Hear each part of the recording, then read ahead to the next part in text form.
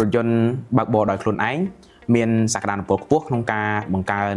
សុវត្ថិភាពនិងភាពជឿជាក់លើផ្លូវថ្នល់នៅទូទាំងពិភពលោកប៉ុន្តែបច្ចុប្បន្នពួកវានៅតែស្ថិតក្នុងដំណាក់កាលអភិវឌ្ឍនិងមិនទាន់បានបញ្ជាក់ថាមានសុវត្ថិភាពជាងអ្នកបើកបរបែបមនុស្សពេញលេញនៅក្នុងគ្រប់លក្ខណៈទាំងអស់នោះឡើយទេប៉ុន្តែចំណុចល្អរបស់វានោះគឺវាអាចកាត់បន្ថយគ្រោះថ្នាក់ដោយកំហុសមនុស្សរថយន្តស្វ័យប្រវត្តិអាចលុបបំបាត់កំហុសមនុស្សភាគច្រើនដូចជាការស្រវឹងការងងុយគេងនិងការធ្វើប្រហែសជាដើមចំណុចមួយទៀតនោះគឺវាមានប្រតិកម្មលឿននិងការយល់ឃើញ360ដឺក្រេពួកវាមានពេលវេលាប្រតិកម្មលឿនជាងមនុស្សហើយប្រើប្រព័ន្ធចាប់សញ្ញាទំនើបដូចជា LiDAR radar ហើយនិងកាមេរ៉ា sensor ជុំវិញឡានដែលអាចបង្កើតរូបភាព360ដឺក្រេសម្រាប់នៅប្រទេសកម្ពុជាវិញបច្ចេកវិទ្យា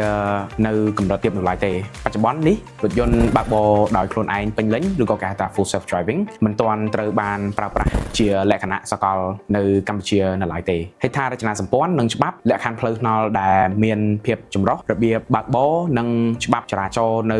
ក្នុងតំបន់អាស៊ីអាគ្នេយ៍ទាមទារឲ្យក្រុមហ៊ុននានាត្រូវតែអភិវឌ្ឍ model ដែលស័ក្តិសមនឹងលក្ខណៈខណ្ឌក្នុងស្រុកឬក៏គេហៅថា country spec models រីឯវិន័យយកយ៉ាងខ្លាំងលើការបណ្ដុះបណ្ដាល AI ដើម្បីឲ្យមានលក្ខណៈទូលំទូលាយសរុបសេចក្តីមកវិញរថយន្តបើកបរដោយខ្លួនឯងសន្យាថានឹងធ្វើឲ្យផ្លូវថ្នល់មានសុវត្ថិភាពជាងមុនប៉ុន្តែបច្ចេកវិទ្យានេះកំពុងតែមានការអភិវឌ្ឍយ៉ាងលឿនហើយនៅមិនទាន់ឈានដល់កម្រិត